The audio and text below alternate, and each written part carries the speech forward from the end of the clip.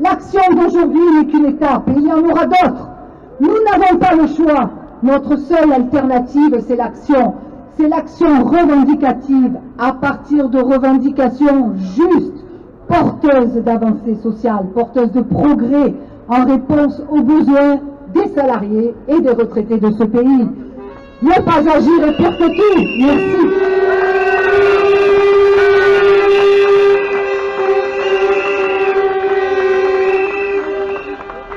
Bien. La parole est maintenant à Pierre-Franck Crespi, le secrétaire général du syndicat employés, gradés et cadres de banque. Bonjour à tous.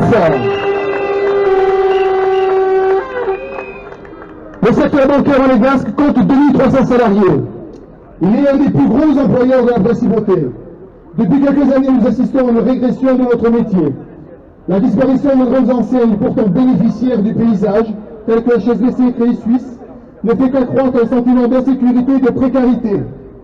Les conditions de travail se sont dégradées et la pression morale n'a jamais été aussi forte. Aucun métier n'est épargné.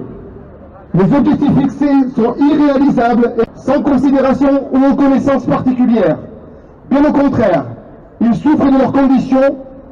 Une recrudescence d'arrêt de travail pour harcèlement s'est déclarée depuis quelques années, ainsi que des vagues de démissions, la plupart pour épuisement moral. Nous déplorons également des licenciements abusifs ou des plans sociaux déguisés, alors que l'article 6 n'est pas applicable dans notre secteur. Aucun salarié ne mérite d'être traité de la sorte. Ces salariés qui produisent la richesse de l'entreprise, qui enrichissent les actionnaires, qui contribuent à la carrière et aux évolutions de leurs supérieurs, qui continuent malgré tout à servir, à satisfaire leurs clients, méritent le respect.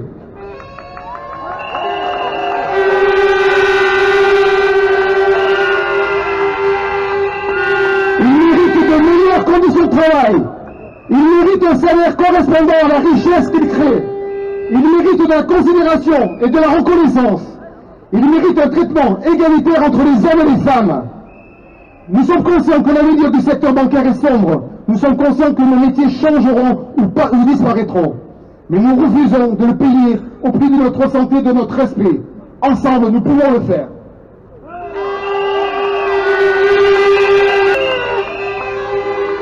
Et merci Pierre-Franck. La parole est à Gilles Golini, le secrétaire général du syndicat du commerce de Monaco.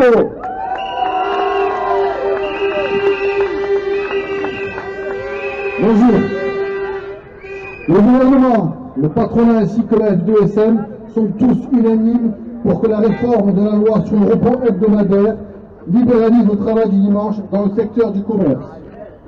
Cette réforme, si elle est votée, sera le début d'une longue descente de l'enfer pour tous les salariés de la principauté, tous secteurs confondus. Qui peut croire que les compensations salariales seront octroyées par la future loi, alors que dans la plupart des professions qui travaillent déjà le dimanche, il n'y en a plus?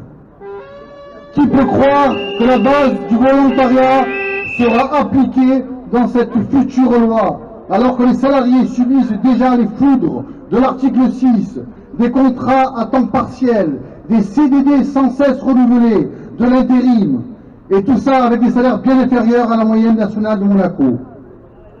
Nous, syndicats du commerce, nous ne le croyons pas. Nous disons non à cette réforme qui tend tout simplement à banaliser le travail du dimanche. Aujourd'hui, le syndicat du commerce est aussi ici pour mettre en garde tous les salariés qui travaillent à Monaco. Car si cette réforme passe dans le commerce, demain, ce seront tous les salariés et des autres professions qui en seront impactés. En effet, pourquoi ne pas faire travailler les banques le dimanche, les administrations, les crèches pour garder les enfants, les salariés qui travaillent, le personnel pour nettoyer les rues, bref, un jour comme un autre. Mais non, non mes amis, le dimanche n'est pas un jour comme un autre. C'est le jour où la famille se retrouve, où l'on peut pratiquer des activités avec ses enfants, où certains peuvent pratiquer leur religion. Un jour de repos.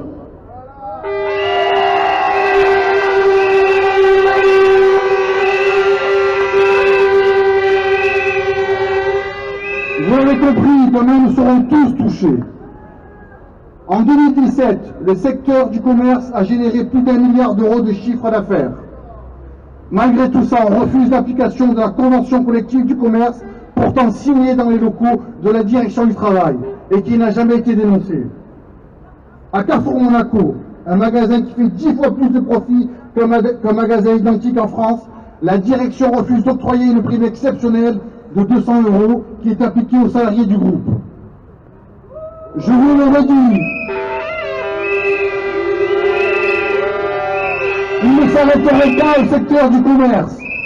Le véritable enjeu de cette réforme est de réduire en miettes les repères des salariés pour qu'ils ne puissent plus s'y retrouver, comme ils le font pour la loi sur les salaires dont le gouvernement ne publie plus les grilles par arrêté ministériel.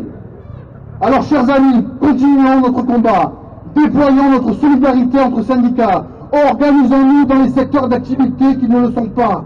L'unité est le seul rempart auquel les salariés doivent se raccrocher.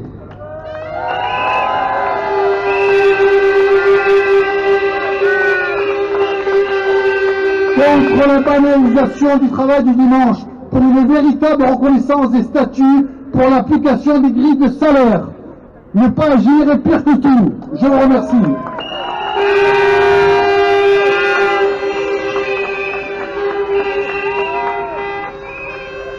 Je passe maintenant la parole à Reda Boulel, le porte-parole du syndicat des autobus de Monaco.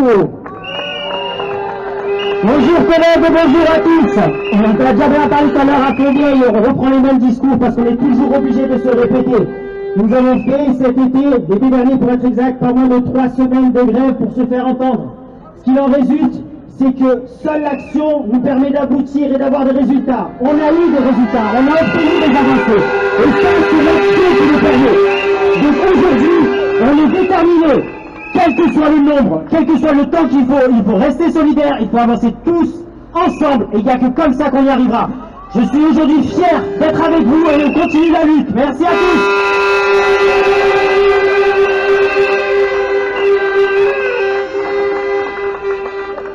Bien, je passe la parole maintenant à Jean-Pierre Messi, le secrétaire général du syndicat des cuisiniers, pâtissiers, tabliers bleus de Monaco. Merci Olivier. Merci à tous d'être venus aujourd'hui. Il y a urgence. Monaco voit son PIB s'envoler d'année en année. D'un autre côté, explose la plus grande précarité de tous les salariés dans tous les secteurs. 36% des nouveaux salariés à l'heure actuelle à Monaco sont embauchés en intérim. Et on ne compte pas tous les extras de l'hôtellerie.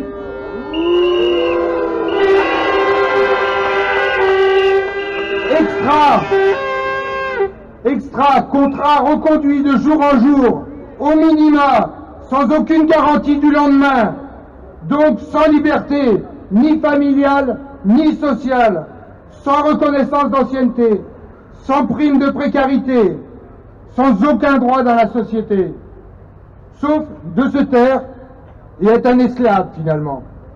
Monaco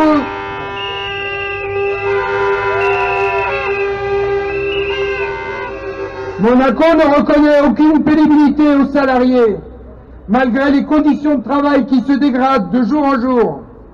Tous les secteurs et leur compensation, aucune compensation, ni de prime de précarité. À l'heure actuelle, tous les secteurs se dégradent, avec le travail de nuit qui va arriver, pour rien de plus, le travail du dimanche, pratiquement rien de plus, sans parler de l'article 6, l'épée de Damoclès que tout salarié a au-dessus de la tête à Monaco.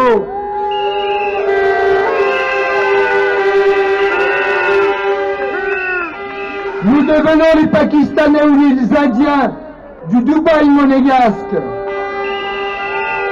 Tous ensemble, il faut dire stop à cette escalade. Battons-nous pour défendre nos droits et celui de nos enfants. Merci.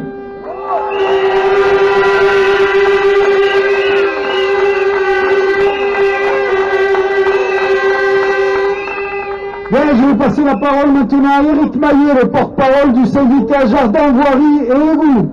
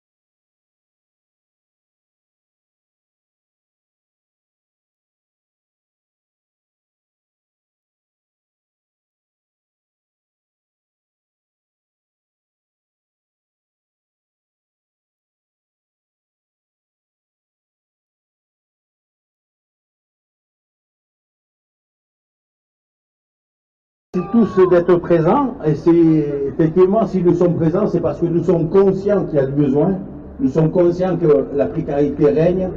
C'est vrai qu'à Monaco, l'euro coule à flot, mais par contre nos salaires restent les mêmes. Je connais des gens qui n'ont pas les moyens de se faire soigner les dents, qui se les collent avec de la glu.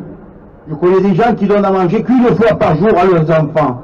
Je connais des gens qui ont été mis à la porte de leur logement parce qu'ils n'arrivent pas à subvenir, à payer leur loyer.